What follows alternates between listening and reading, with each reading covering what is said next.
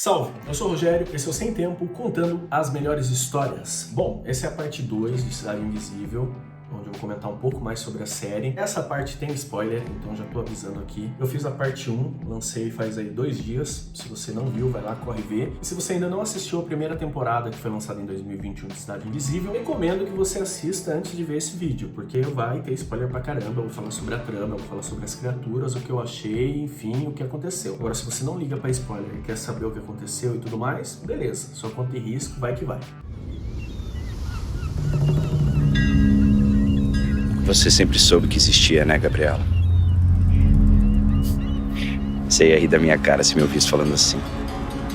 Mas a gente só acredita nas coisas quando a gente precisa. Bom, uma coisa muito importante que eu vou falar aqui também. As lendas têm muitas versões. Então, tipo assim, as criaturas, elas têm origens, têm características, tem coisas ligadas a elas que mudam de lugar para lugar e de pessoa para pessoa que conta a história. Então não existe uma lenda, uma criatura que ela é aquilo e pronto, acabou. Não. Cultura popular é cultura popular, ela é do povo. Então o povo conta de diversas maneiras. E tem a interpretação e a adaptação que foi feita aqui em Cidade Invisível. Em alguns pontos agrada a galera, em outros pontos desagrada. E, enfim, eu como folclorista fiquei incomodado com uma coisinha ali, uma coisinha aqui, mas no geral amei a série, curto pra caramba. Inclusive por isso que eu tô aqui fazendo essa cobertura da primeira temporada e vou fazer a cobertura da segunda temporada aqui. E se você quer acompanhar essa cobertura, se inscreva, curta, comenta, compartilha. Se você ainda não conhece o Sem Tempo, dá um pulinho lá no playlists e no sobre. Você vai pegar o espírito da coisa rapidinho, que é contar. Aqui a gente conta caos, conta relato, conta história maluca, fala de programas e coisas malucas que aconteciam e passavam relacionadas a esses temas nos anos 90, nos anos 80, comecinho dos anos 2000. É isso aí, essa bagunça gostosa, cultura de boteco e tamo junto. E agora a gente vai começar também a falar de algumas produções que fazem sentido aqui pro contexto do canal, tá? Deixa nos comentários o que você tá achando, o que você acha do canal, o que você recomenda de abordagem e tudo mais, e tamo junto, beleza? Ah, vamos nessa! Eu falei tudo isso, fiz esse disclaimer todo sobre a adaptação das lendas, porque aqui na Cidade Invisível, na primeira temporada, as lendas elas são adaptadas num contexto de mais próximos dos dias atuais.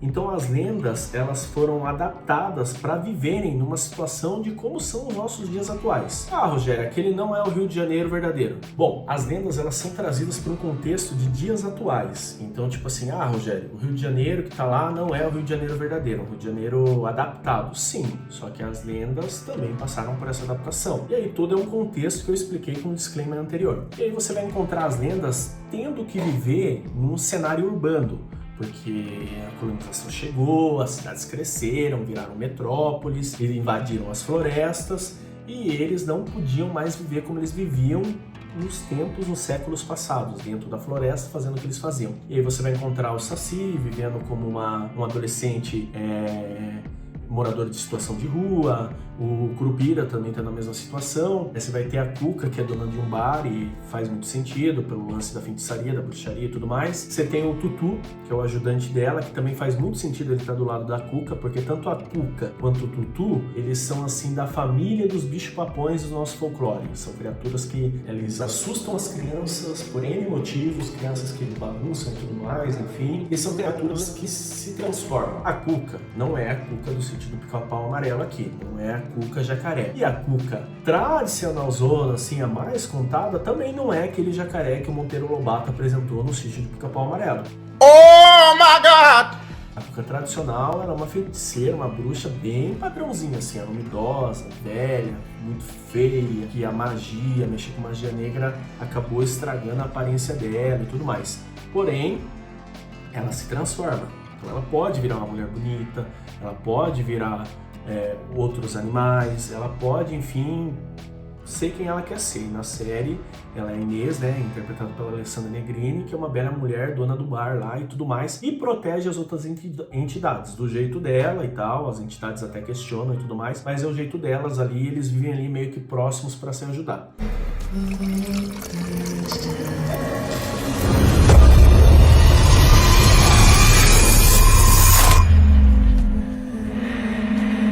Yara, que eu já vou chegar no ponto que ela aparece aqui. E a Yara, a personagem dela, se eu não me engano, o nome é Camila. E ela foi adaptada por uma cantora que canta no bar da Cuca e tudo mais lá. E é uma bela mulher com uma bela voz e faz tudo sentido, porque a Yara é uma sereia que ela se defendia e defendia a mata, cantando e atraindo os homens para o fundo do rio e afogando eles, entendeu?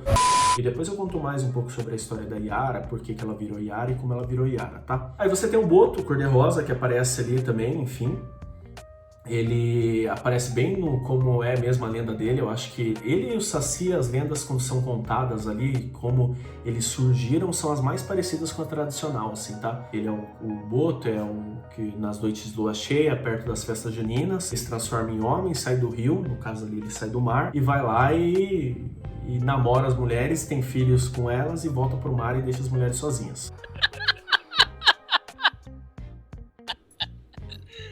Isso vai ser importante para a história também, já vou explicar aqui também. Fora isso, tenho, na minha opinião, um personagem assim que não me agradou tanto, porque não é a história que eu mais gosto dele, não é a história que mais eu acho legal, que é o Corpo Seco, que é o grande antagonista da série e tudo mais, e a hora que eu explicar a série aqui pra vocês vão entender. Na série ele é adaptado como um espírito que escapa do túmulo, e ele entra no corpo das pessoas, e aí ele toma conta e faz maldades, entendeu? A história tradicional do Corpo Seco é que ele é uma pessoa muito, muito, muito ruim, que nem o céu, nem a terra quis, né? O inferno nem o céu quis, e a terra também negou ele, expulsou ele. Então ele volta como um morto-vivo da terra, ele é um zumbi, e ele é uma criatura muito perigosa, que é pura maldade, que tenta sugar a energia vital das pessoas com quem ele encontra no caminho para poder viver um pouco mais. Porque ele está condenado a putrificar enquanto anda pela terra, entendeu? Então ele é um zumbi que quer encontrar com alguém na mata e sugar a energia dela para poder continuar um pouco mais, vive um pouco mais fazendo maldade.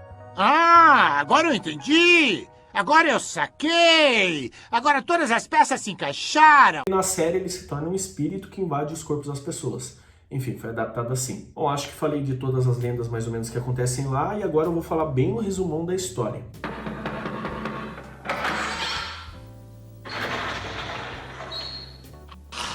Senta que lá vem a história.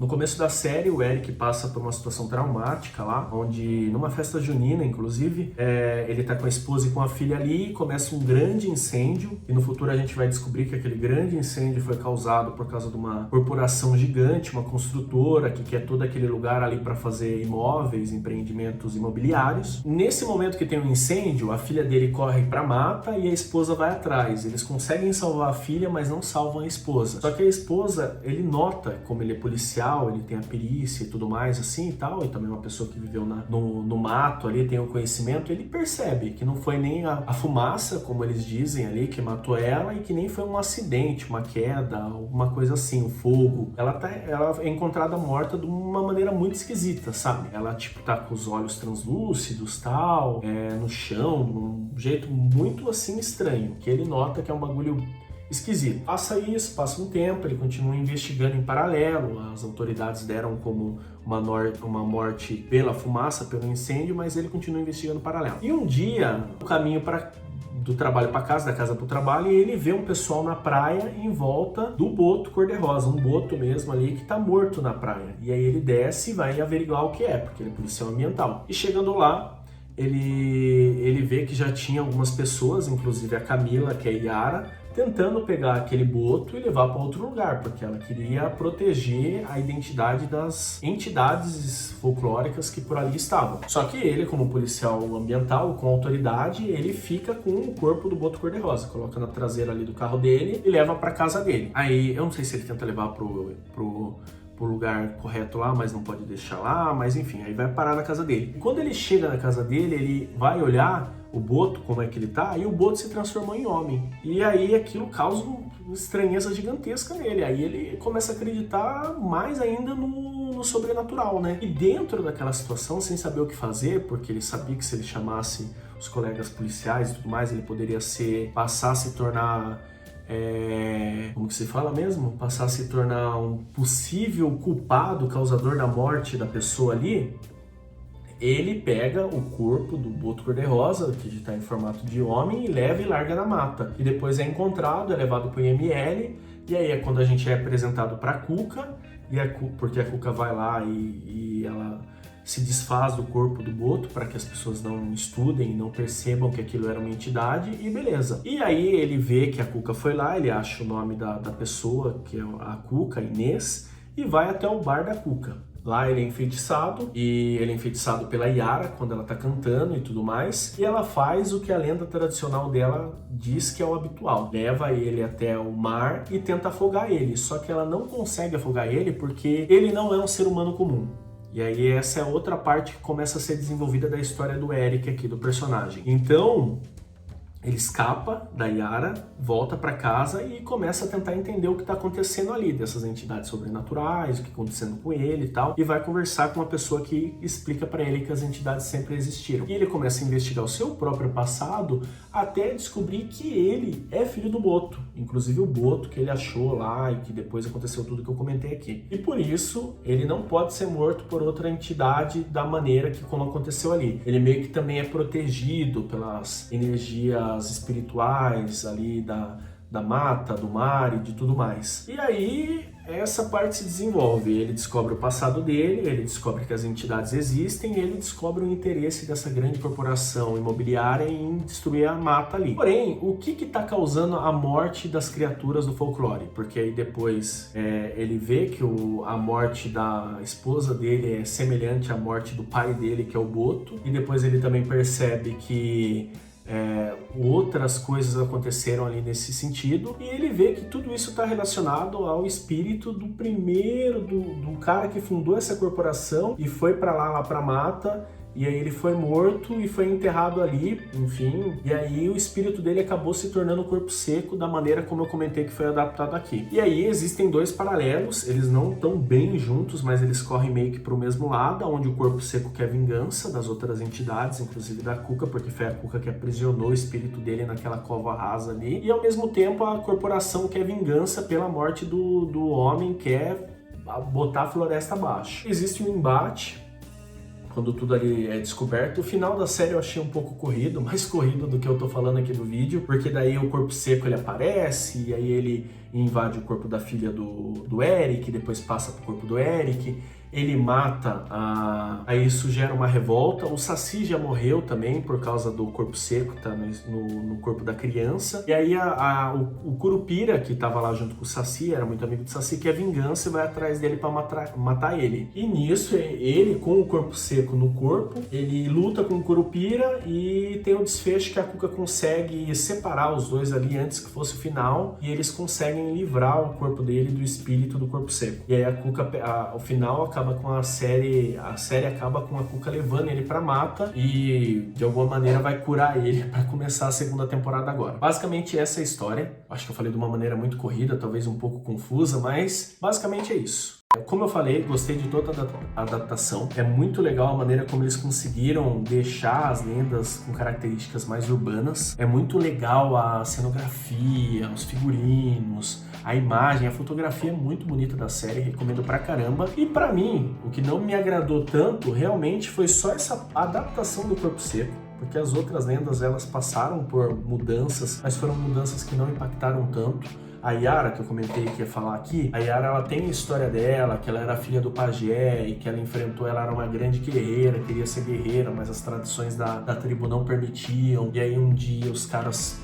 os guerreiros da tribo foram fazer maldade com ela, ela enfrentou e matou eles. E o pajé, pai dela, teve que condenar ela a ser morta no Encontro das Águas, que é o Encontro das Águas lá do Rio Negro com Solimões.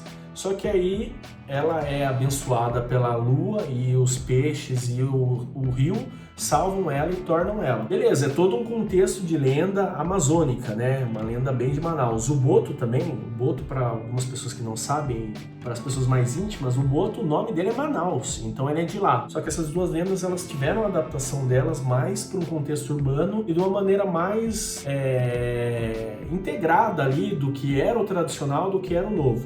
O corpo seco me deixa um pouquinho frustrado porque ele virou um espírito. E pra mim ele é muito mais característico como esse zumbi, como esse morto-vivo, sabe?